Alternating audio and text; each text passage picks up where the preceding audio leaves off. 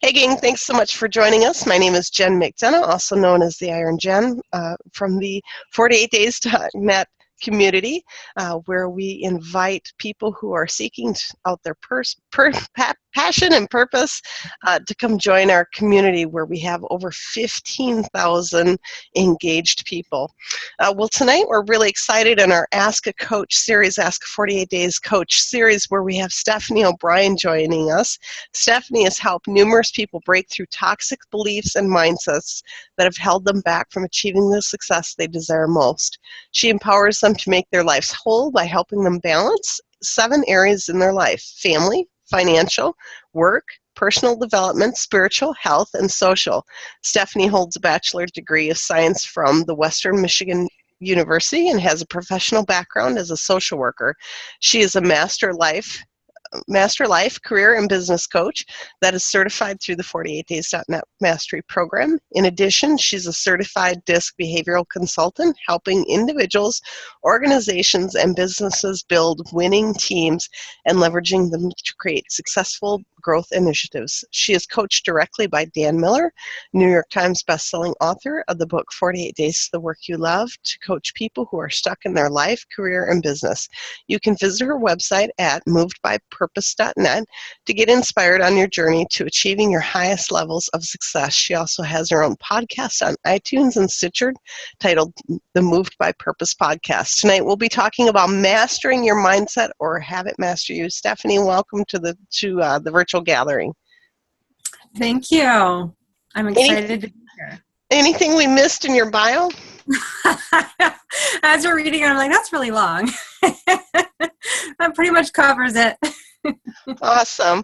Well, tonight we're talking about a very fun subject, especially for those who are in our community or who follow Dan as it's a topic of interest. So why don't we get started first on how you help people achieve mastering their mindset?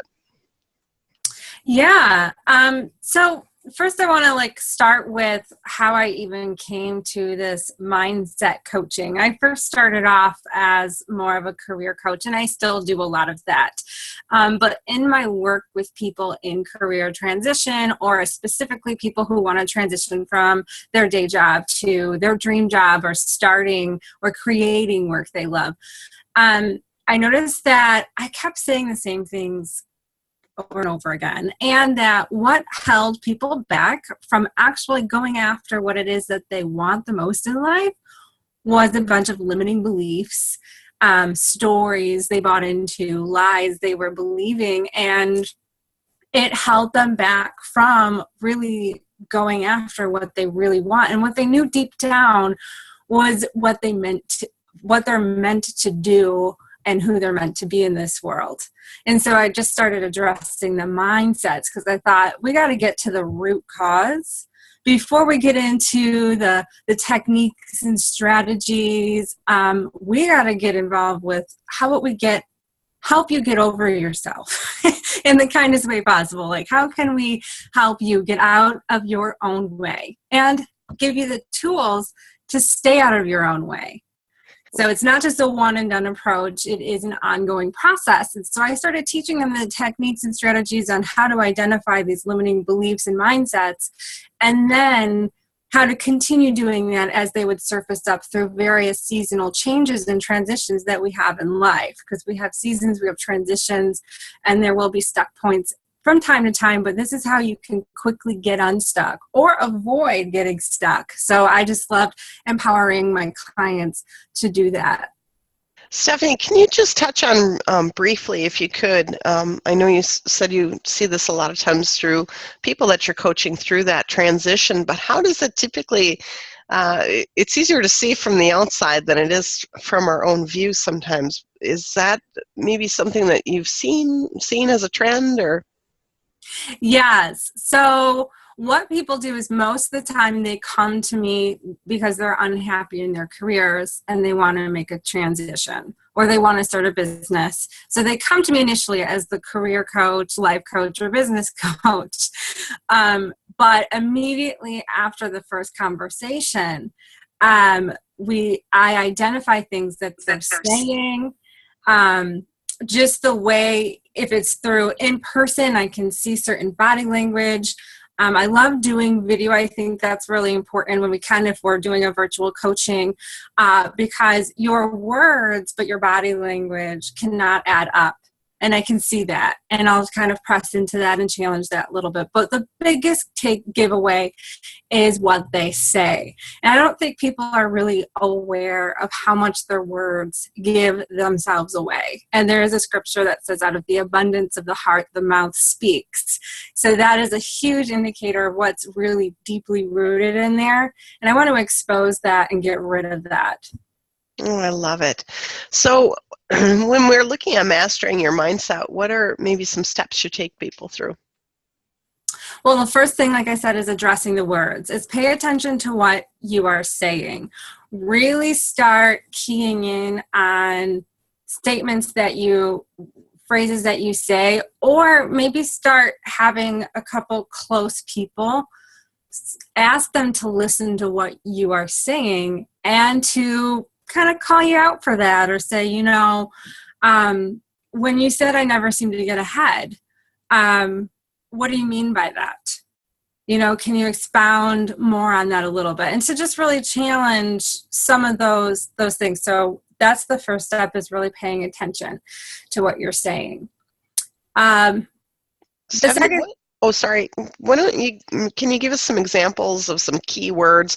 Like I heard you say never, and never get ahead. Maybe some other things that folks can kind of be on the lookout too, because it's hard when sometimes you're not seeing it yourself. Mm-hmm.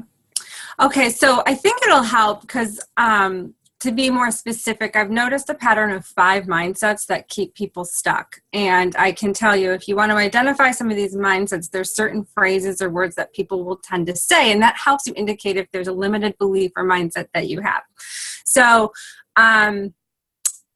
for example, one of the mindsets is like a poverty or a lack mentality. That's where you fear that there's never going to be enough, that you're never going to have enough, and you're going to speak from that place. You will say, like, there's never enough to go around. I always never have enough. I'm afraid that there's not going to be enough. And so it's a very fear-based, limited way to live. And so you're almost in this me first survival mode.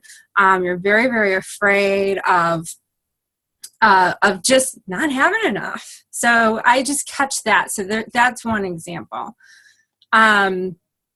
Another thing with fear of success, actually, fear of success is another one. And that's a very tricky one to identify, because it camouflages itself as the fear of failure.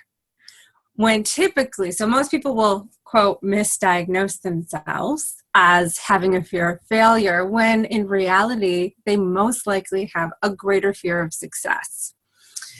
And this plays out especially with a lot of entrepreneurs. So a lot of entrepreneurs are actually not that afraid of failure. They're risk takers, they're bold, they go all in, they try it.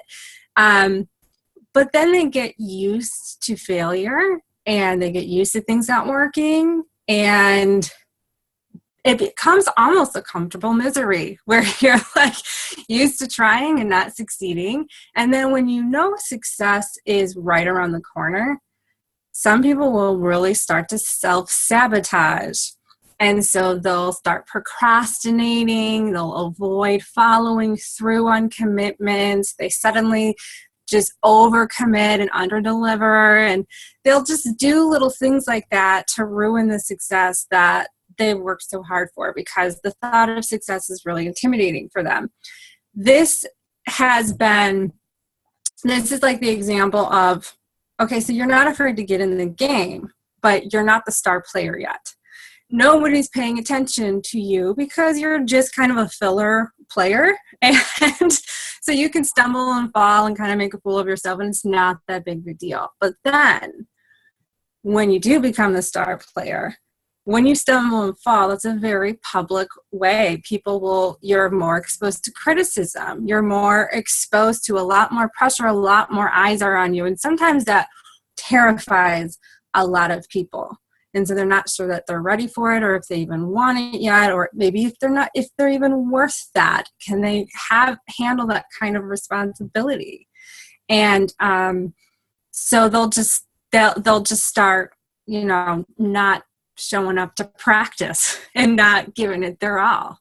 So you see that quite a bit. And I struggled with that myself. I had to identify that in myself of why will I go 99.9% of the way and then just not take it all the way? Why will I not take it across the finish line? And I really had to dig into that. And then I noticed a lot of other people doing it. So a lot of this is personal as well as seeing it through my clients. Oh, thank you for sharing, Stephanie. That's huge. Thank you. So first step is words. Watching out for that. What would be the next one? So the other thing would be to identify how you feel around certain situations or people. So if you get really easily intimidated by other people that seem to have more success than you, more money than you, that could really be an indicator that, there's something there. It could be self-worth issues, self-esteem issues, confidence issues, or you might just have a negative mentality or mindset about, once again, success. Because if you're deeply ingrained with the widely spread message out there that successful people are greedy, selfish, evil, then you're going to be uncomfortable around them. There's going to be an internal warning that says, I need to be defensive because these people are going to take something from me, or they're going to hurt me, or they're going to use me, exploit me, abuse me, and I'm very uncomfortable in this setting. So just paying attention to kind of your internal emotional warning signs again. And I when I would network around very successful people, I would notice that defense coming up, and I'm like, what is that about? What is that even? What is this? And so I had to do a lot of soul searching and introspection to really get to the bottom of it's because I believed this lie that success is wrong and that successful people are bad. Interesting. And then so that was feeding a subconscious mindset of a fear of success. And so that's where the behaviors of self-sabotaging and not following through and procrastinating would come in. So I was getting in my own way and causing my own blocks because of that. Oh boy, Stephanie, I just appreciate you sharing. I'm sure those who are on the call or listening to the replay can either see that in ourselves or we can see it happen in others. That's a tough one. So when we're looking to master our mindset, what would you say that another tip would be? So I'm a huge proponent or fan of community and who is in your circle of influence. Who do you allow to speak into your life and influence what you do or perhaps do not do? I think if you have a lot of negativity around you or people kind of with their own stuff, and we all are in process. We all are making progress in some area of our life, but there are those that are making a sincere effort to improve and constantly grow and develop, and there are some that just seem to drift and be complacent and not really put forth the effort to change anything. So I would really encourage having a healthy community around you, people that really know you very well, that you trust, that you allow to speak into your life, that are your wise counsel. I think it's very tough to make any type of change without a solid support system in place to constantly check in on and to lean on when you're weary, because change has its ups and its downs. And you need that support in place to carry you through sometimes. And don't you think, especially with the folks that you're working with, and I know at 48days.net we have a lot of people in transition, and transition can bring a lot of change, and how we adapt to that can be kind of interesting. So I love your suggestion on community. Where are some, and Stephanie, I want to make sure that we've got the points that you want covered tonight. Do you have a few more, or are these the three main ones, or do we have two more? Well, there's 5 mindsets that I talked about, but I don't think we don't have time to go into all 5 of them. And you know what, you guys, we're cramming. This is probably, I would imagine you have this as a coaching package as well as probably a workshop, Stephanie. So we're cramming, several hours. Yes, into content in 30 minutes. Yeah, exactly. So I appreciate you being so wonderful about this, Stephanie. So let's review the five steps again, so everyone has that. We've got words. Watch our words. It wasn't 5 steps. I was talking about the 5 toxic mindsets. So you were asking about the steps of identifying. So I was giving you some things, because there's actually several steps or tips on how to identify. But I have a program called Mindset Mastery, and I go through 7 steps on how to overcome them. So we're talking about the 5 mindsets, and then different indicators of how to find them, and then there's how to overcome them. But you were asking maybe some indicators you were talking about, or little tips on how to overcome. So I mentioned the words. Your community, again, just for the feedback on the words, paying attention to how you feel. An emotional kind of trigger is a good indicator that there might be something there.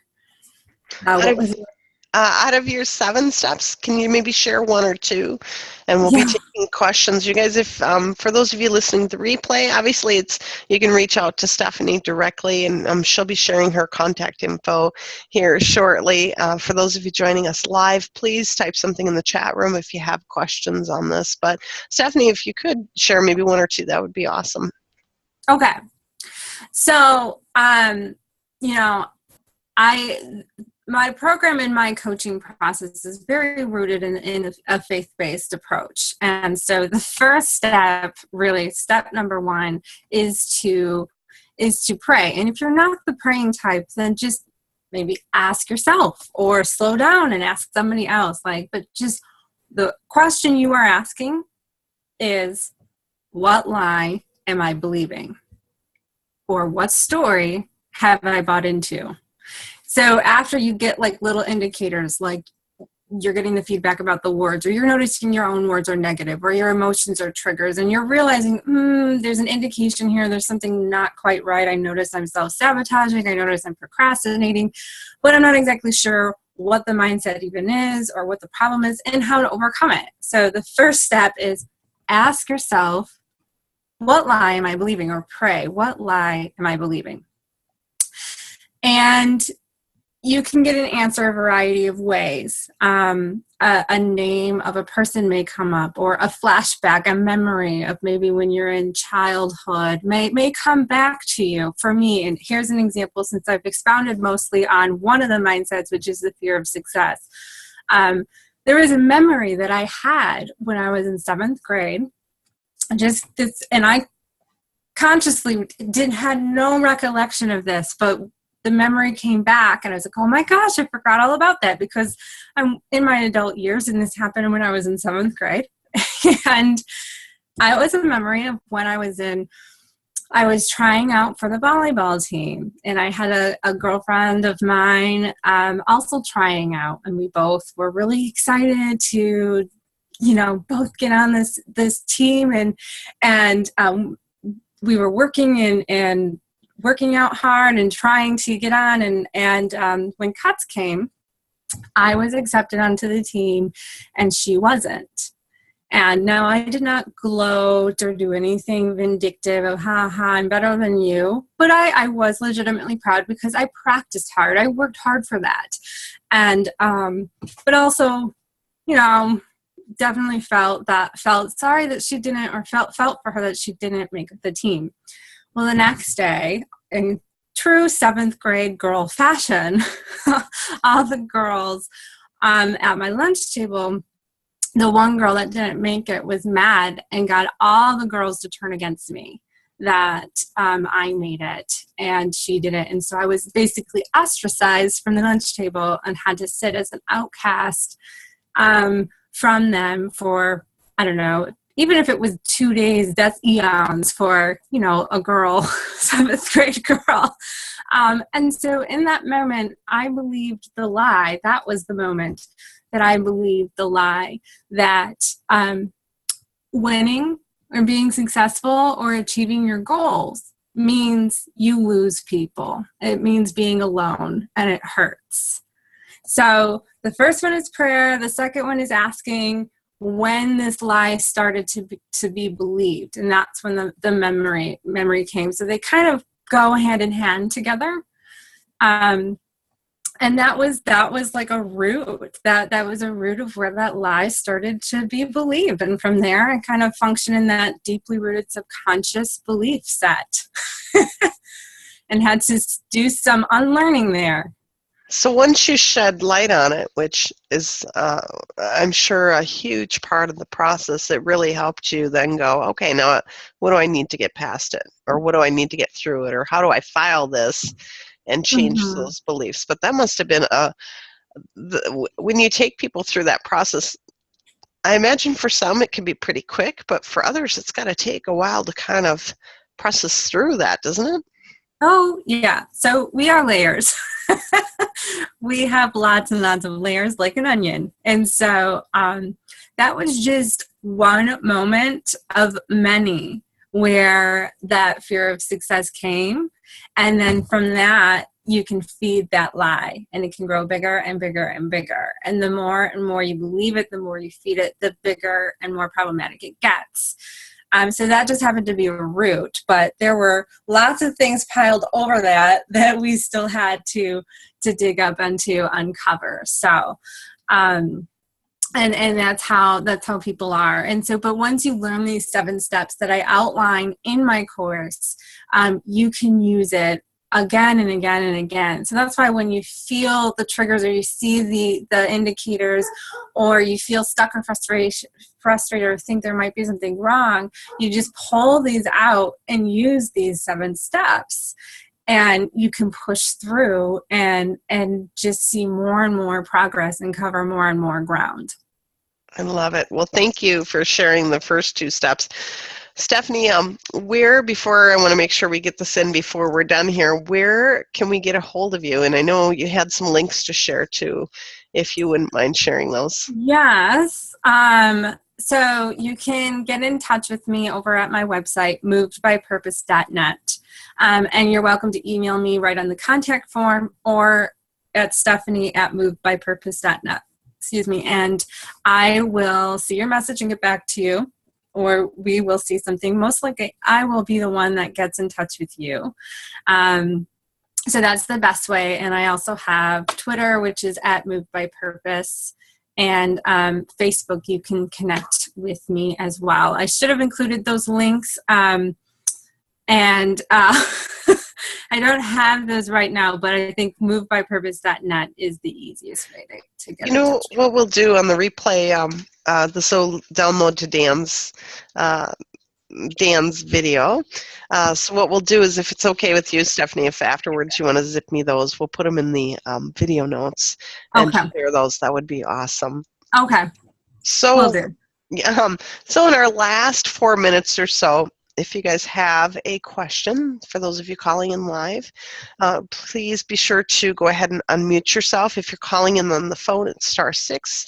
Otherwise, if you're on the video call, it's in the lower left-hand corner, and we'll be watching that.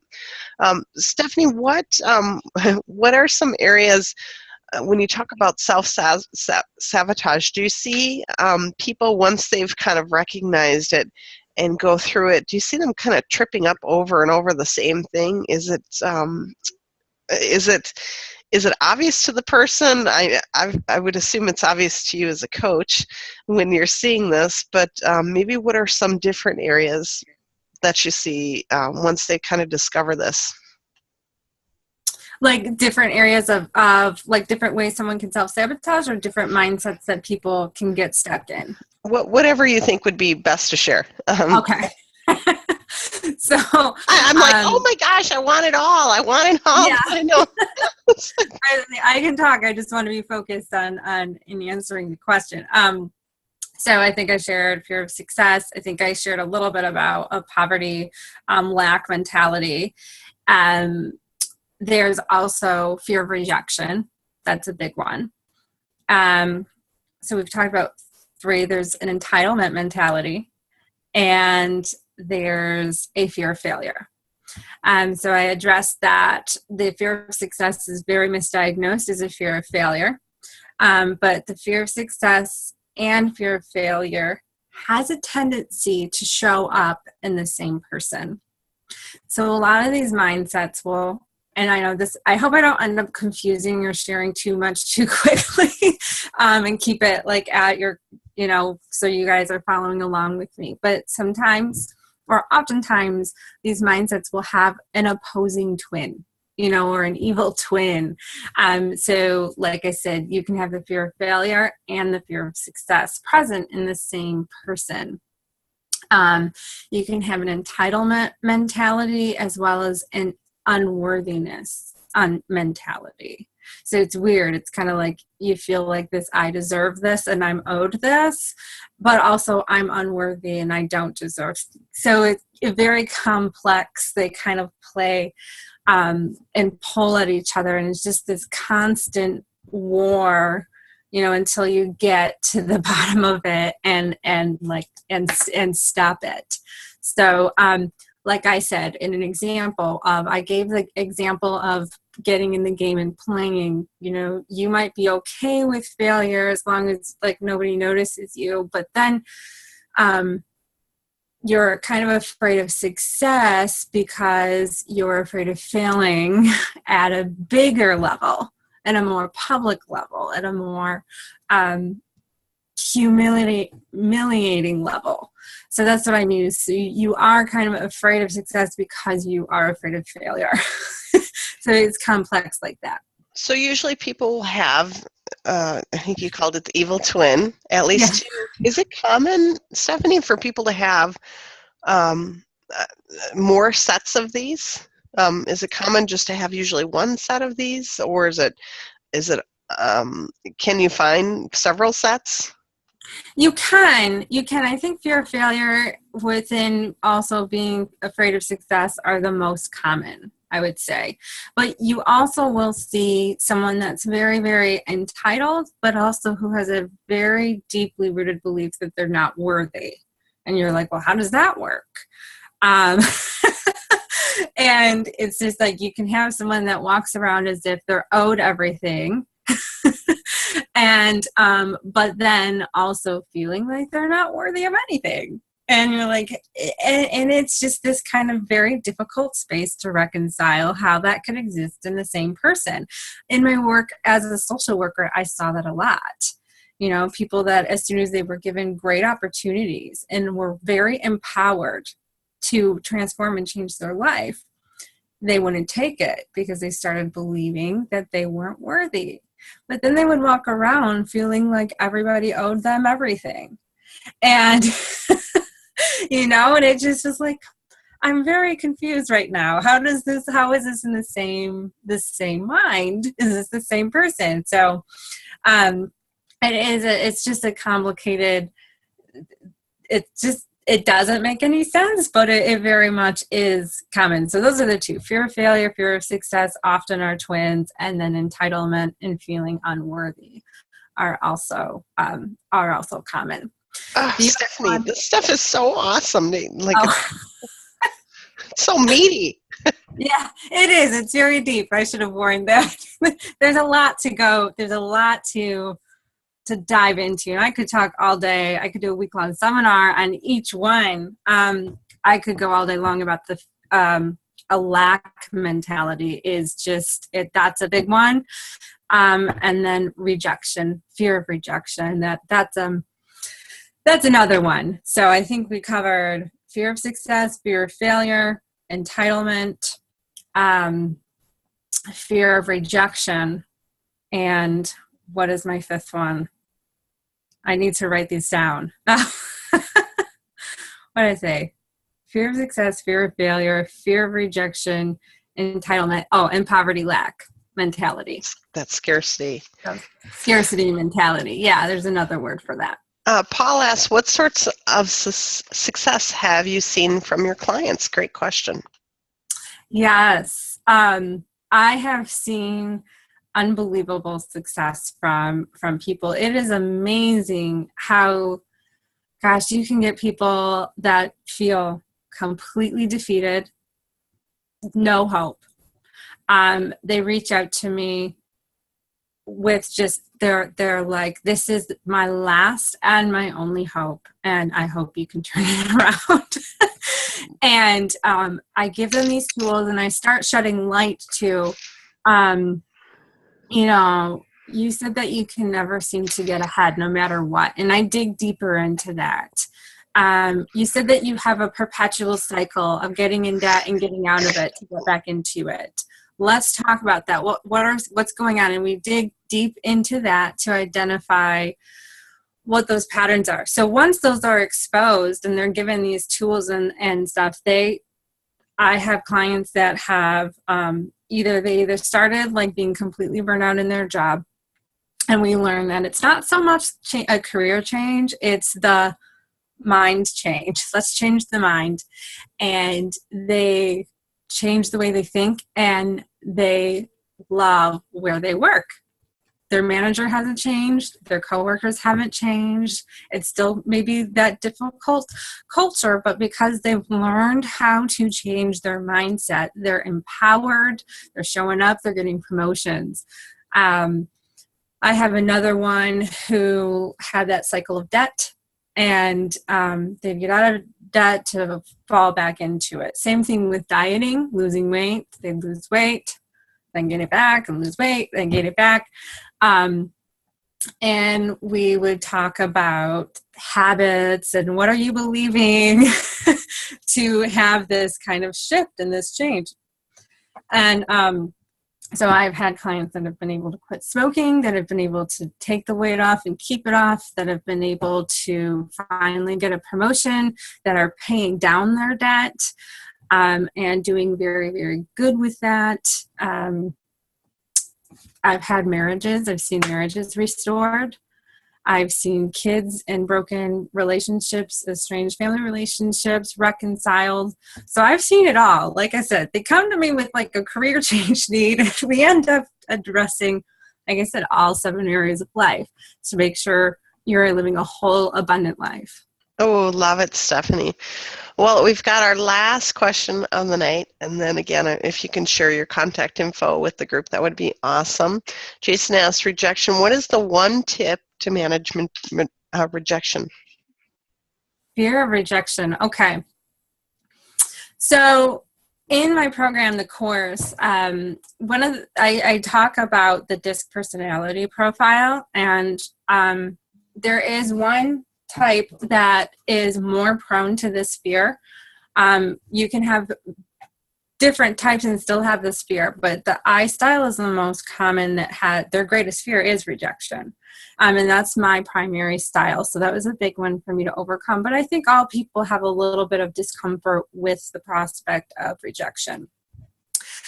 For me, I had to position, take the thought off of me, and not make it about me and how I'm uncomfortable, and make it about the positive win. So when you're afraid of rejection, you're typically about to ask for something.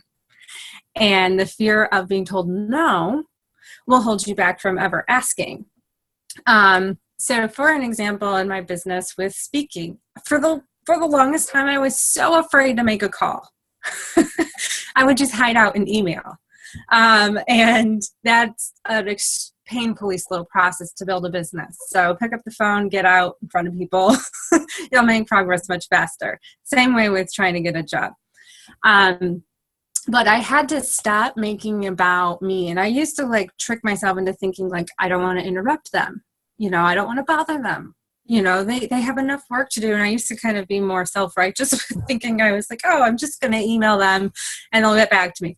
And in all reality, it's like, these people need to hear what I have to say. There are people out there that are stuck, that are praying for a solution, and I have a solution to this problem. And it is incredibly selfish for me to hide out here and delay the progress and delay getting in front of them, to just play these avoidance games. So when you focus on the purpose, the bigger mission, that's how you push through your fear of rejection. So let's say it's something smaller, like not smaller, but like maybe you don't have a business, but perhaps maybe you're looking for a job. Well, you have a skill set that they would love to have on board. A company that doesn't have a position filled they're hurting. They're hurting big time.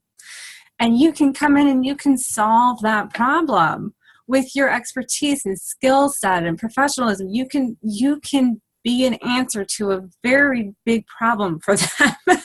So pick up the phone and call, you know, and the worst case is they don't need it. They find somebody else. Okay, you're on to something better. That's going to be a better fit for you anyway. So that's just how I look at it. And that mindset is huge when you make that call of, you know, I'm about to, and it's not arrogant, but it's like, I'm about to make their day. I'm totally about to solve their problem. They're going to be so happy I showed up. And it's amazing because they're so thrilled that I called. Oh my gosh, I'm so glad you called.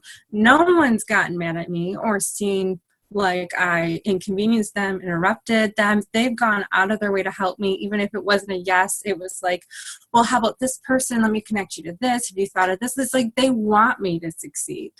So remember that as well. Nice. So I know we said that was our last one, but we got one more. Stephanie, can you explain the process of building a career confidence, especially for someone who is a high SC? So can you explain the process of building career confidence, especially for someone who's an SC?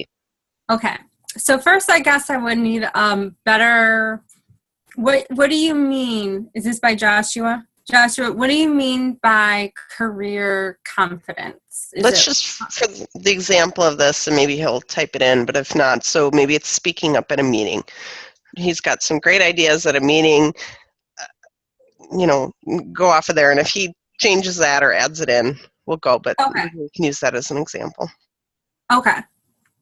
So with your personality, you're probably not going to be that super outspoken, bold one that's willing to say whatever, whenever. I would pick like someone you trust, someone that you have a stronger relationship with, and expound and start brainstorming off of that. I would, you know, you don't have to be the one that has something to say all the time.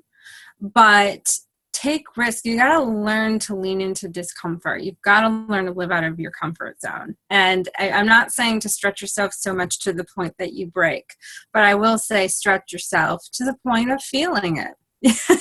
And you will feel it. So whatever that looks like, I would say if you're very, very shy and insecure or lacking confidence, eye contact is a really big way to start building connection. If you can look at someone straight in the eye for the conversation and maintain that eye contact, you will build up a greater confidence, and because you'll feel a stronger connection and you'll be able to speak more freely when you have that eye contact. And many people are afraid of it. They feel weird about eye contact. They'll like look anywhere but your eyes. But if you can make that direct contact right in there and speak it, you don't have to do any big boisterous movement. You can be very soft and subtle and say, have you thought of this? Or I have this idea. What do you think about it? And you're looking at them right in the eye. That's a great a first step I would suggest. And do you think, Stephanie, maybe another thing, especially for a SC, maybe to go in, if you're, I mean, I don't know about you guys, but if you've ever had that feeling where you've been like, oh, I wish I would have said whatever it is wanted to say, but that maybe it might be more of a comfortable setting going to them one-on-one after, because they're, when you think of an SC, typically they're a little, the S's can be a little more deeper relationships, and the C part of them probably is very detailed.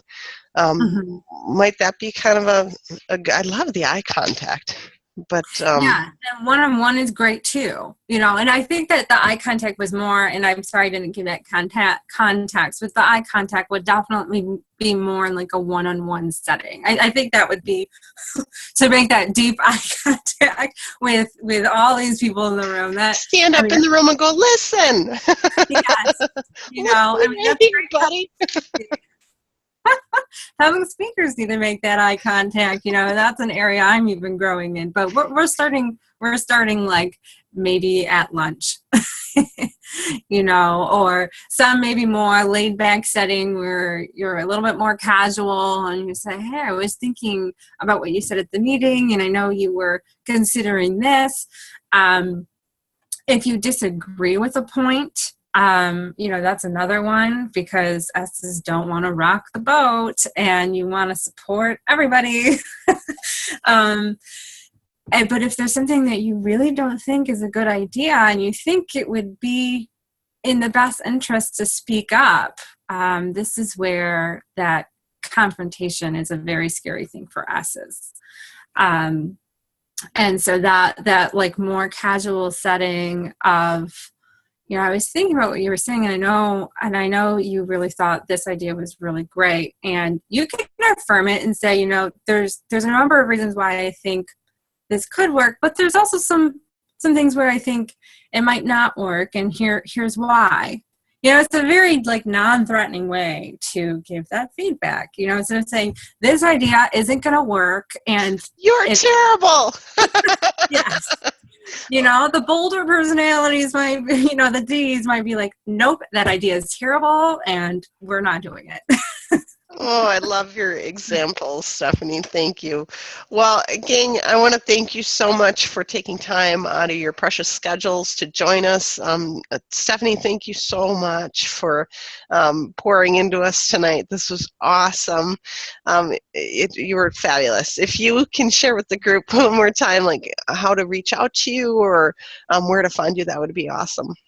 Yeah, the best place to connect with me is at my website, movedbypurpose.net, and I can type that right, I think, to everybody right now, .net, if I get rid of this, but here we go. I was going to send one to you. Is it sending? There we go. So movedbypurpose.net, I just sent it to everybody. That's the best way to connect with me. Again, I have a podcast on iTunes and Stitcher called the Moved by Purpose podcast to stay inspired and on your commute or chores or whatever you're doing. I'm starting to do video blogs as well, but feel free to not watch me and just listen to me. That's okay. That won't offend me. So, but that you can find all of that, links to social media and stuff right on my homepage, movedbypurpose.net. Oh, awesome. Well, thanks again for joining us, gang. If you enjoyed this episode, please go ahead and share that with your friends. Thank you for joining us. And if you're not a member at 48days.net, you are welcome to join us. If you're a spammer, you're not welcome. But if you're a non-spammer person, please join us over at our online community and get involved with some of the great groups that we have over there. In fact, Stephanie has her own group. Do you want to share that real quick, Stephanie? Yes, I have my own group on the 48days.net called Purposeful, Passionate, and Prosperous. So that's a community of people just that are driven by purpose, that want to prosper, they're passionate, or they want to find all three of those ingredients for a successful, fulfilling life. And we have a forum and discussions and a group of people like-minded. There's your community. That's a great way to get a community. And you can plug into us there. Awesome. Well, thank you so much, Stephanie. Thanks, gang. And we'll see you next time.